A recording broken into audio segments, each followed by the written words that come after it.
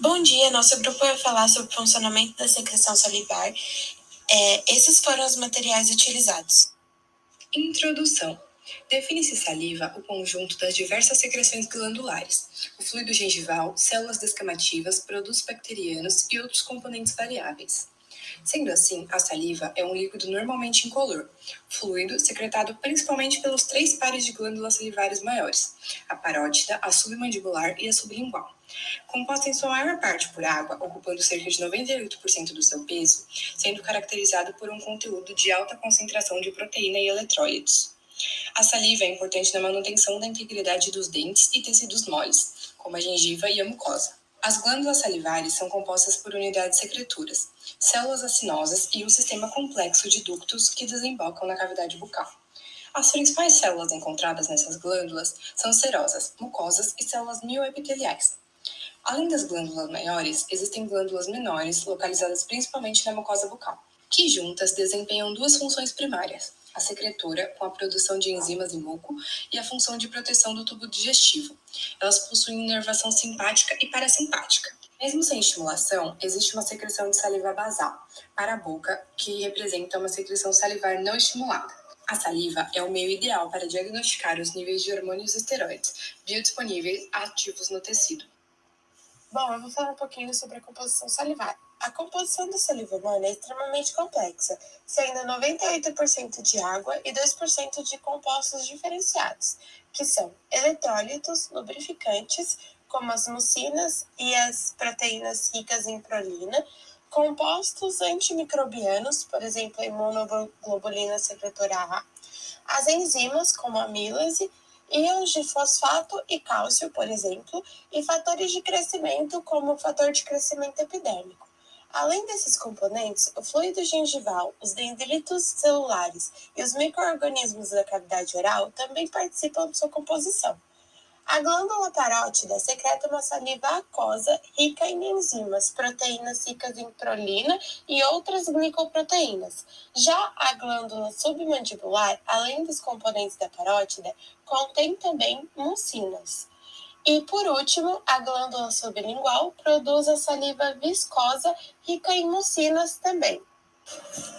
Fisiologia e função salivar. A saliva tem um importante papel na manutenção da saúde do indivíduo por conta das funções exercidas por seus componentes. Sua função é basicamente auxiliar na deglutição dos alimentos, favorecendo a passagem do bolo alimentar pelo trato digestório.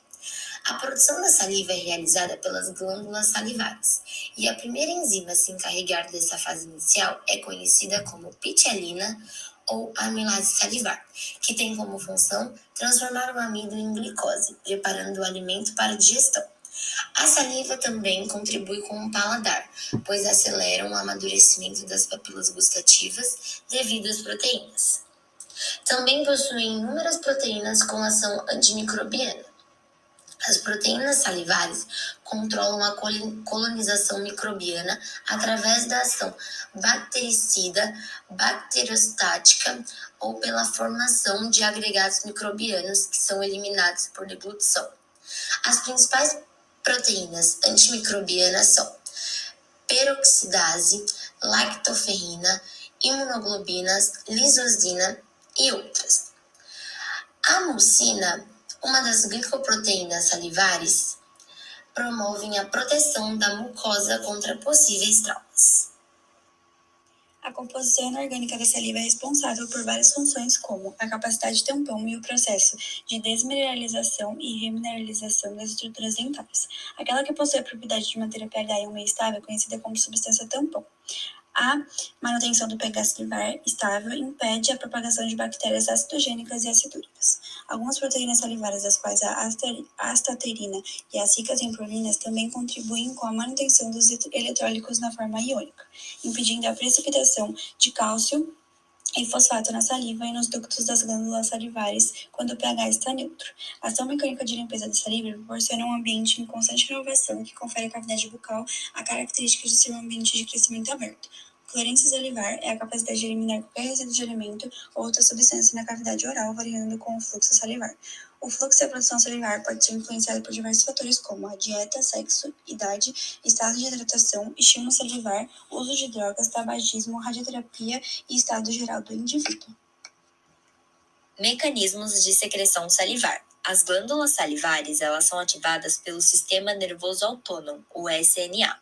Para que a secreção da saliva ocorra, neurotransmissores do Sistema Nervoso Autônomo vão estimular receptores adrenérgicos e muscarínicos que vão provocar reações intracelulares, fazendo com que tenha a saída da saliva. O SNA pode variar a composição da saliva de acordo com o estímulo que ele mandar. O parasimpático libera a saliva rica em água e eletrólitos, e o simpático libera uma saliva rica em glicoproteínas. Essas secreções vão sair das glândulas parótidas e submandibulares. A estimulação parasimpática é predominante. Esses sinais nervosos parasimpáticos se originam nos núcleos salivatório superior e inferior no tronco encefálico. As glândulas parótidas têm baixa salivação em situação de repouso. Já as glândulas submandibulares e sublinguais secretam mais saliva sobre essas condições de não estimulação. Essas glândulas possuem dois processos de secreção salivar. O primeiro é produzido um fluido primário, que é composto de água e eletrólitos, e o segundo é chamado de exocitose, que tem a secreção de proteínas com alto peso molecular, que é causada pela estimulação simpática pelos receptores beta-adrenérgicos. A saliva primária é produzida nos ácidos e estocadas nos grânulos dos mesmos. Esses grânulos são preenchidos com água, nos quais eletrólitos e proteínas são dissolvidos. Os ciliares são divididos em células serosas, que são células que contêm pitielina, que é uma enzima que hidrolisa 75% dos carboidratos da boca ou estômago, e células mucosas, que contêm mucina, que serve para lubrificar e proteger as superfícies. Como dito anteriormente, isso faz com que cada tipo de glândula produza uma secreção típica. Quando as células acilares se contraem, vai ser quando o fluido vai ser secretado para o sistema de ductos. As glândulas salivares consistem em uma série de ductos ramificados, acabando na porção secretora terminal, os acinos, que possuem um formato esférico ou tubular. O ducto excretor principal desemboca na cavidade oral. Ele se divide em ductos excretores menores, intratubulares, que adentram nos lóbulos das glândulas. O componente predominante do ducto intertubular é o ducto estriado, que determina a maior modificação da saliva primária. Assim, os diversos acinos são ligados por ductos intercalados e a saliva secretada é drenada para a cavidade oral através de ductos estriados e excretores. A saliva primária sofre em sua composição várias modificações durante a passagem por esse sistema de ductos. Esses ductos eles vão ser responsáveis pela reabsorção de íons de cloro e sódio e liberação de potássio e bicarbonato.